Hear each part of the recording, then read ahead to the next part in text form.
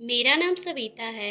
मैं 30 साल की विवाहित महिला हूँ और मैं दिल्ली में अपने पति मुकेश के साथ रहती हूँ। मेरे पति रेलवे में गार्ड की नौकरी करते हैं और हम दोनों की लव मैरिज हुई है। मुकेश और मैं कॉलेज के दिनों में एक दूसरे से बहुत प्यार करते थे और शादी करना चाहते थे, लेकिन मुकेश के पास कोई भी नौकरी नहीं थी। एक दिन बुरी खबर के साथ साथ अच्छी खबर भी आई। असल में बुरी खबर ये थी कि मुकेश के पिता गुजर गए थे, जो कि रेलवे में नौकरी करते थे, और उनके गुजर जाने के बाद वो नौकरी मुकेश को मिल गई, क्योंकि उनके बड़े भाई मेरे जेठ जी ज़्यादा पढ़े लिखे नहीं थे। तो मुकेश के पिता के गुजरने के 1 साल बाद हम दोनों के शादी के पवित्र बंधन में बंध गए। उसके बाद से हम शहर में रहने लगे और फिर मुकेश मुझे बहुत ज़्यादा अधिक प्यार करने लगा, जो मैं बता नहीं सकती। एक दिन जब मैं घर पर खाना खा रही थी तो अचानक से मेरे जेठ जी का कॉल आ गया। मैंने उनको पहचाना नहीं, तो फिर उन्होंने अपना नाम बताया और कहा, मुकेश का बड़ा भाई बोल रहा हूँ। वो मुकेश के बारे में पूछ रहे थे, तो मैंने बताया वो काम पर गए हैं। बातों ही बातों में फिर वो मुझसे पूछ बैठे, इस बार दशहरे का त्योहार पे तो आ रहे हो ना। मैंने कहा, मुझे पता नहीं जेठ जी, अभी कुछ कह नहीं सकती हूँ। दशहरा आने में अभी 3 हफ्ता बाकी है, हो सकता है इस बार हम आ जाएं। जेठ जी बोले, कोई बात नहीं, अगर आओगे तो मुझे बहुत खुशी होगी। चलो अभी फ़ोन रखता हूँ, कुछ काम है। मैं बोली, ठीक है जेठ जी, अपना ख्याल रखना। रात को जब मुकेश आए तो मैंने उनसे सारी बात कही, तो फिर वो कहने लगे कि आज भैया का कॉल तो मेरे पास आता ही रहता है, वो हर बार गांव आने की बात करते रहते हैं। मैं बोली, तो इस दशहरे में हम गांव चलते हैं ना। वैसे काफ़ी समय से हम दोनों गांव नहीं गए हैं। राकेश, अरे यार, अब तुम जानती हो कि रेलवे की नौकरी में छुट्टी कम मिलती है। मैं तो एक काम करो, उन्हें कानपुर से दिल्ली कुछ दिनों के लिए बुला लो, कम से कम कुछ दिन साथ तो रहेंगे। मुकेश बोला, हाँ तुम ठीक कहती हो, मैं कल ही भैया को बता देता हूँ। मुकेश ने अगले ही दिन जेठ जी से बात करने के बाद मुझे कॉल करके बताया कि जेठ जी 3 दिन के लिए हमारे घर आ रहे हैं और मुझे उनके लिए एक बंद पड़े कमरे को साफ करने के लिए कह दिया। मैंने जेठ जी के लिए कमरा साफ कर दिया। फिर वो जब दूसरे दिन आ गए तो मैंने पैर छूकर उनका आशीर्वाद लिया, फिर उनसे चाय पानी का पूछा। दोस्तों, मैं आपको बता दूं कि मेरे जेठ जी की शादी हो चुकी थी, लेकिन बहुत पहले उनकी बीवी किसी दूसरे के साथ भाग गई थी। उसके बाद उन्होंने दूसरी शादी नहीं की थी। फिर मैंने जेठ जी को उनका कमरा दिखा दिया। मैंने मुकेश को भी उनके आने की खबर दी और फिर खाना बनाने लगी। इतने में वो नहाने के लिए चले गए। उस समय शाम के करीब 4 बज रहे थे और मैं खाने के टेबल पे उनके लिए खाना लगा रही थी। वो नहा कर आ गए। मैं खाना परोसने लगी। वो बोले, तुम नहीं खाओगी, सिर्फ मेरे लिए क्यों परोस रही हो? मैं बोली, मैं नहाने के बाद खाऊंगी, आप खा ले, और कुछ चाहिए तो बोल दीजिएगा। वो बोले, नहीं तुम नहा लो, मैं खुद से ले लूँगा। फिर मैं नहाने के लिए चली गई। वापस आई तो देखा वो खाना खा चुके थे और बर्तन धो रहे थे। मैं जल्दी से उनके पास गई और उनको बर्तन धोने से रोका और कहा, मैं धो लूँगी, आप रहने दो। वो बोले, कोई बात नहीं, ये तो मेरा रोज का ही काम है। फिर तो अपने कमरे में जाने लगे। अंदर जाकर उन्होंने मुझे आवाज़ दी, अरे सुनीता, जरा सुनो, इधर आओ। फिर मैं रूम में गई तो बोले, लो तुम्हारे लिए कुछ लाया हूँ। मैंने देखा तो वो 2 पायल थी। मैं काफ़ी खुश हो गई और बोली, लेकिन आपको क्या ज़रूरत थी ये सब लाने की? वो बोले, ये हमारा रिवाज है, जेठ बहुओं को बहुत कुछ तोहफे में देते हैं।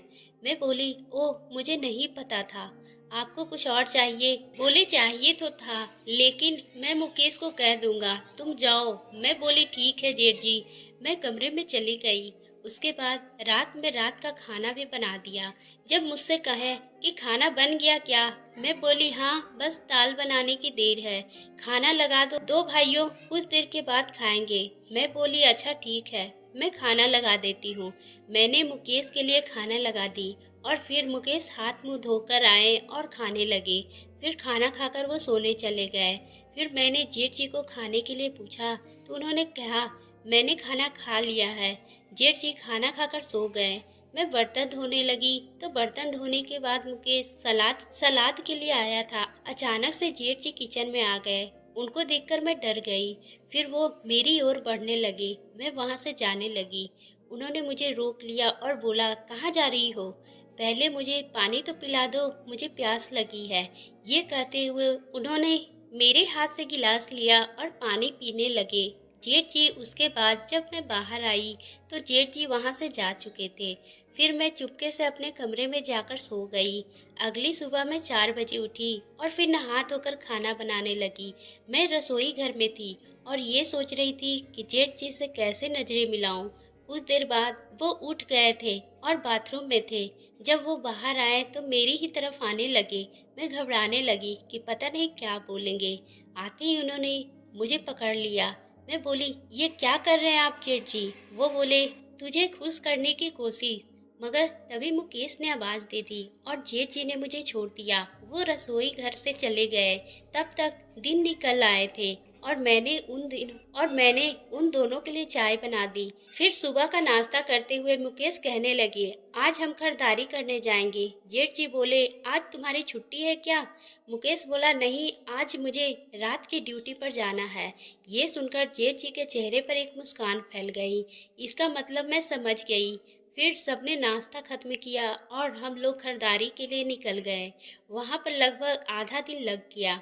हम लोग जब दोपहर में वापस आए तो वापस आने के बाद मैंने थकी हालत में दोपहर का खाना बनाया और फिर सब लोग खाना खाकर आराम करने लगे। 2-3 घंटे की नींद निकाली।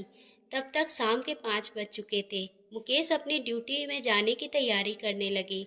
6 बजे वो ड्यूटी के लिए निकल गए थे। उसके बाद जेठ जी नहाने के लिए चले गए। फिर वो नहा कर आए, लेकिन मैंने कभी वो बात नहीं सोची थी। मैंने उनके लिए खाना लगा दिया। वो बेड पर बैठकर खाना खाने लगे। उनका चेहरा देखकर तो वो हल्के से नीचे नीचे मुस्कुरा रहे थे।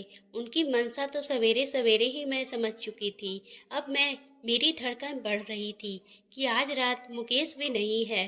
खैर वो खाना खाकर बर्तन किचन में ले आए और चुपचाप वहां से चले गए और टीवी देखने लगे। बर्तन धोकर मैंने बाकी का काम भी निपटा लिया और फिर उनको पूछा कि किसी चीज़ की ज़रूरत तो नहीं। उन्होंने मना कर दिया। मैं फिर चली गई। इतने में ही फ़ोन की घंटी की आवाज़ सुनाई दी। फ़ोन जेठ जी का था और उन्होंने ही उठाया था। कुछ पल बाद ही बोले, बहुरिया, मुकेश का फ़ोन आया है, तुमसे बतियाना चाहता है। मैं बोली, जेठ जी मैं नहा रही हूँ, थोड़ी देर में आती हूँ। वह बोले, थोड़ा जल्दी में है, कह रहा है अभी बात कराइए। मैंने फ़ोन लेने के लिए हाथ निकाल दिया। जेठ जी ने पहले तो मेरा हाथ पकड़ लिया। उन्होंने मेरे हाथ में फ़ोन रख दिया। मैंने मुकेश से बात की तो पता चला कि वो मेरी तबीयत के बारे में पूछ रहे हैं। तो मैंने कहा, मैं तो ठीक हूँ। फिर उन्होंने फ़ोन रख दिया और मैंने हाथ बाहर निकालकर फ़ोन जेठ जी को दे दी। मैं थोड़ी हैरान थी। मुकेश ने अचानक ऐसा क्यों पूछा था? जब फ़ोन लेते हुए उन्होंने मेरे साथ ज़बरदस्ती करने की कोशिश की, मैं वहाँ से हाथ छोड़कर भाग गई।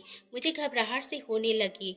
फिर पीछे मुड़कर देखा तो जेठ जी थे। वो बोले, सर में छोड़ दो और अपने आप से पूछ लो कि वो क्या चाहता है। मैंने गुस्से भरे अंदाज से उनसे कहा, आप इसी वक्त यहाँ से चले जाइए, वरना मैं मुकेश को इस हरकत के बारे में बता दूंगी। जेठ जी डर से जल्दी से गांव के लिए निकल गए और मैं बहुत ही शर्मिंदा थी उनकी इस हरकत पे। मैंने अपने पति के भाई के रिश्ते बचाने के लिए चुप रहना बेहतर समझा और उस दिन के बाद से जेठ जी से दूर रहती हूँ।